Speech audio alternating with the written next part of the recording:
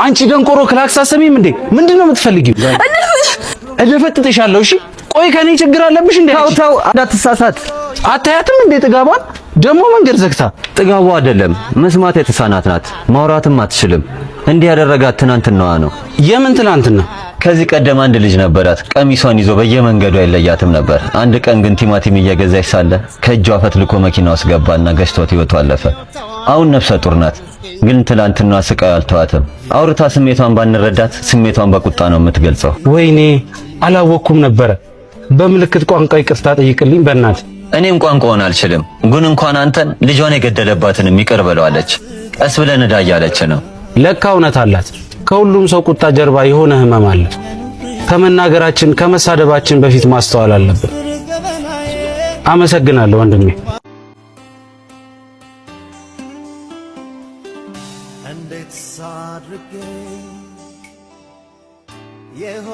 ጓደኛሽ እንዴት ነው የሚያረጋት? ማለት ወንድ ልጅ ሲጠላና ሲነቅ አይወድም። እሺ ስታስመስል ነው።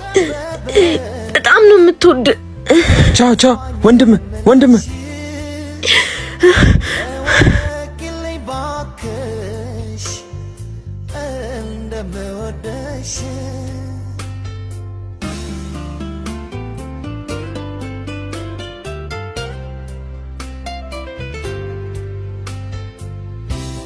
ምን ፈለክ? አንቺን። እኔ ደግሞ አልፈልግህም። ኧረ ጓደኛሽ እኮ እንደምትወጂኝ ነግራኛለች። አታስመስይ። እኔ ደግሞ አልፈልግህም። እንደውም የራሴ ህይወት አለኝ። የኔ ፍቅር ይቅርታ እያስቸገረኝ ስለሆነ ነው። እሺ ወንድሜ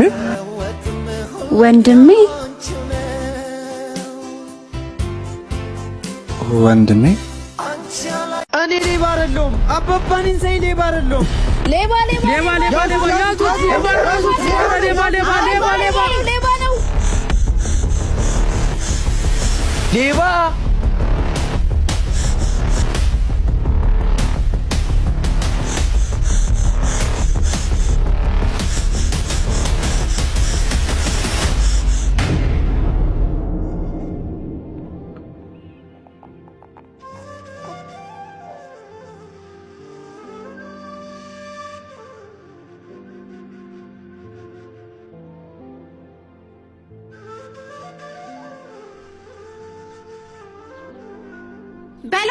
በለው እንዴ!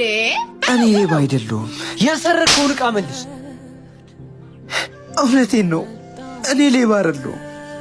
አባዬ እንደዛ አይደለም የሚያሳደገኝ። ምን አባዬ ትላለህ? ስለ ወንድ ልጅ አምላክ ብላችሁ እባካችሁ አትሳሳቱ። እኔ ሌባ አይደለሁም። አስመሳይ ሌባ፣ የሌባ ልጅ። አባዬ እንዲህ መባሌን ቢሰማ ራሱን ያጠፋ ነበር። እውነቴን ነው። እኔ ሌባ አይደለሁም። አባዬ የሰዎችን ኪስ እንዳጎል ሳይሆን እንድሞላ አድርጎ ነው ያሳደገኝ። አባዬን ይሰኝ። እኔ ሌባ አይደለሁም። እውነት አይደለሁም። ልጄ ሰዎችን እንዳታሳዝን አደራ። የሐዘናቸው ምክንያት እንዳትሆን። አባዬ ያንተ ልጅ እኮ ነኝ። መቼም መጥፎ አልሆንም፣ እመነኝ። የሰዎችን ኪስ የምትሞላ እንጂ የምታጎድል አትሁን። አንተ በጻፍክልኝ የአባትነት ሕገ መንግሥት ሁሌም የሚያስተማርከኝን ነገሮች እያስታወስኩ ጥሩ ሰው ለመሆን እሞክራለሁ። ደግሞ አባቴ ቃሌ ነው። አባዬን ይንሳኝ። እኔ ሌባ አይደለሁም።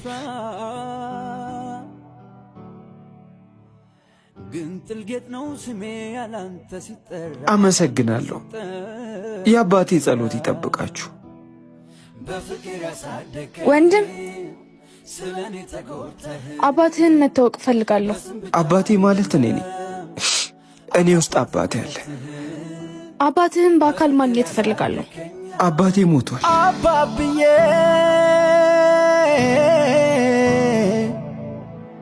ምክርህ ያቀን አባዬ ያሳደገኝ ፍቅርህ ያሳደገኝ በጣም ወዳለሁ። አንተን ያገኝሃል እኔን የፈለገኝ እኔን የፈለገኝ